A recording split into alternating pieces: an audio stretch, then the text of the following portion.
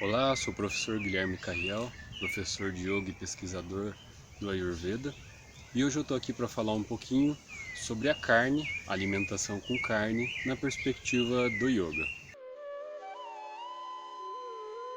Então no vídeo anterior a gente falou um pouquinho da visão do Ayurveda, né, com relação à alimentação carnívora, né, com carne na dieta, e hoje a gente vai tentar falar um pouco sobre a perspectiva do Yoga em relação a alimentação com carne.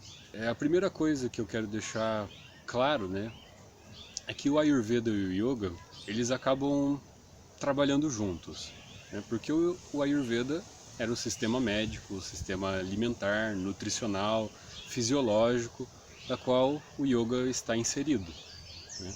Então, dificilmente a gente vai conseguir separar uma disciplina da outra. É que o yoga ele é mais especializado, né, nas técnicas de quietude mental, enquanto que o Ayurveda é uma disciplina médica, né, como a gente já tem falado nos vídeos anteriores. O Ayurveda está mais envolvido com os aspectos médicos, tem especialidades médicas, tratamentos e cirurgias e tudo mais. Então o yoga ele usa esse sistema de visão de mundo, né, da qual o Ayurveda também usa, né, está inserido, no qual busca-se uma alimentação mais satívica. O que isso quer dizer? Os textos clássicos do yoga eles vão indicar, né, que o yogin, o praticante do yoga, se alimente com alimentos leves, ou seja, fáceis de digerir, né, de digestão fácil, que não demore muito tempo para ser digerido no estômago e no aparelho intestinal, né, que tem um trato rápido, que não fique lá demorando. Alimentos leves, então, doces, levemente oleosos e muito nutritivos.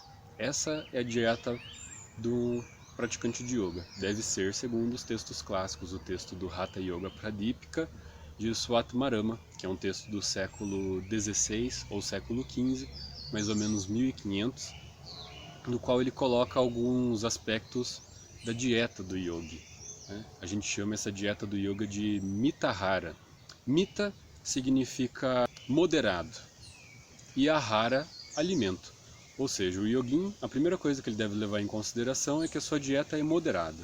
Ele vai comer para viver e não viver para comer, né? Ele tem muito claramente dentro dele que a alimentação não é algo para suprir necessidades e carências emocionais e psicológicas, mas sim para sustentar o seu organismo. E ele vai olhar com clareza aquilo que ele coloca no seu prato e aquilo que ele coloca dentro da boca. Pensando então em alimentos leves, fáceis de digerir, alimentos com sabores predominantemente doces. O que isso significa? Açúcar? Não. Arroz, trigo, cevada, milho, batatas em geral, tubérculos em geral, todos esses alimentos, frutas, né, têm um sabor predominantemente doce. Ah, mas a fruta é ácida. Sim, né, o limão é bastante ácido, mas há frutas com sabores predominantemente doces. Essas que o yogin vai dar preferência, predileção na hora de comer.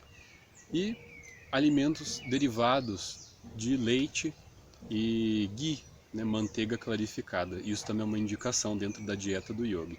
Por quê? Porque são alimentos riquíssimos, né, em nutrientes. O ghee principalmente e o leite também sempre medicado, né, dentro dessa perspectiva do Ayurveda, no qual a gente vai melhorar a digestão do leite, colocando especiarias que auxiliem, né, na digestão do leite, porque ele é um alimento que tem uma digestão mais difícil, mas pode ser tornado um alimento mais leve dependendo do preparo que é feito. E a carne, né, acaba aparecendo como um dos alimentos na qual o yogin deve evitar, junto com alho e cebola. Muitos devem ter ouvido já que a dieta do yoga deixa de lado, né, o alho e cebola. O que isso significa? Por que ele está do lado da carne?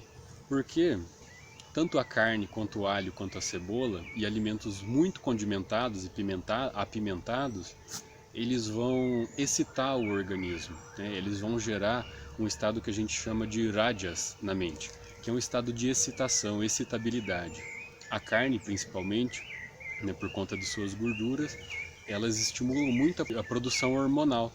Então é um alimento que nos torna mais excitável, né? Excitados, no sentido de agitação, né? Nos põe ativo, né? No mundo. A mesma coisa acontece com o alho e com a cebola, que tem inclusive potenciais anti-inflamatórios no consumo. Então eles são muito mais vistos como os remédios, como algo para ser usado cotidianamente no tempero. Mas temos que levar em conta que vivemos no Brasil, nossa ancestralidade toda está acostumada a cozinhar com alho e com cebola.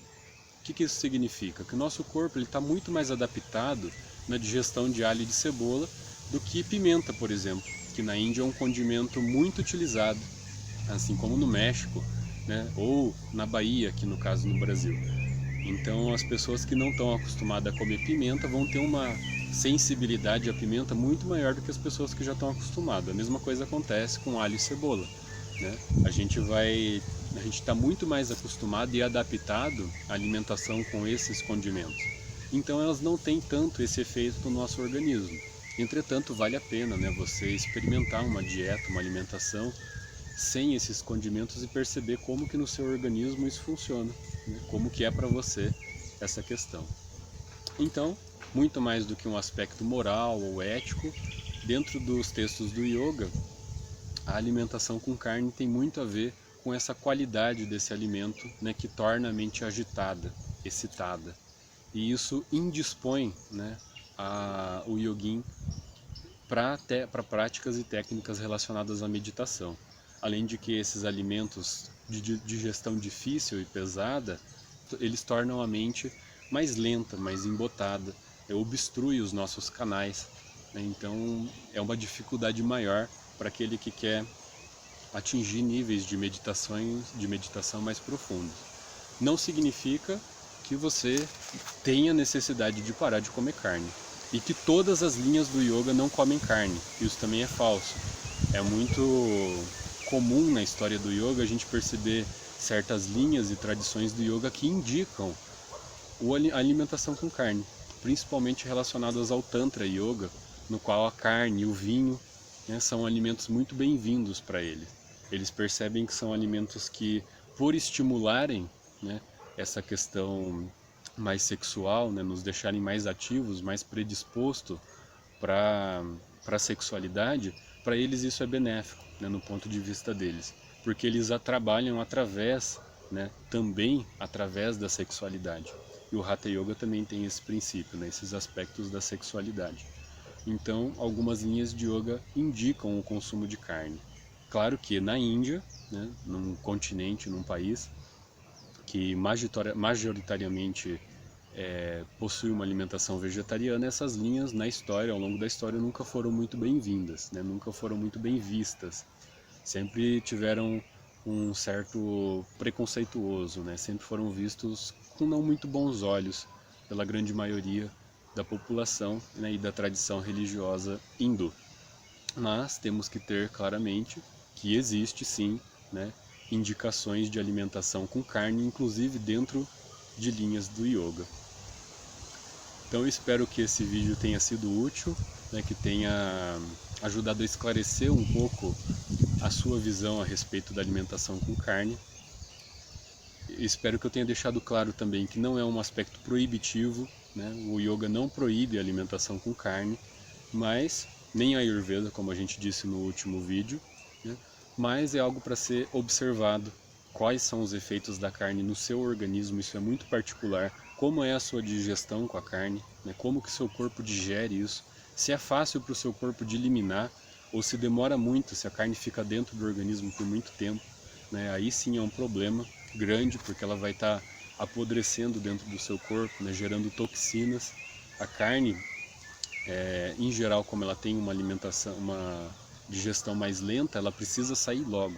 Então, se você já tem um problema de constipação intestinal, seu intestino é lento, é preguiçoso, se você comer carne, muito provavelmente você vai estar acumulando toxinas dentro do seu corpo, aquilo que a gente chama na Ayurveda de ama, né? Resíduos metabólicos, alimento mal digerido, mal cozido. Então, se você gostou, curte esse vídeo, se inscreve no canal, né, para que a gente consiga compartilhar também, passe para os seus amigos, para que outras pessoas e outros praticantes e professores de yoga possam ter acesso a essa visão, possam dar a sua opinião, inclusive aqui nos comentários. Eu acho que é muito importante essa troca. Então sempre que você sentir vontade de fazer uma pergunta ou colocar algum aspecto que você ache relevante, coloque aí que a gente vai conversar, vai discutir e vamos trazer mais informações a respeito dessa prática que tem cada vez ganhado mais espaço aqui no nosso Ocidente, que é o yoga. E como isso aqui no Ocidente, qual é o significado disso para nós ocidentais, aqui tão distantes dessa cultura indiana. Até o próximo. Namastê!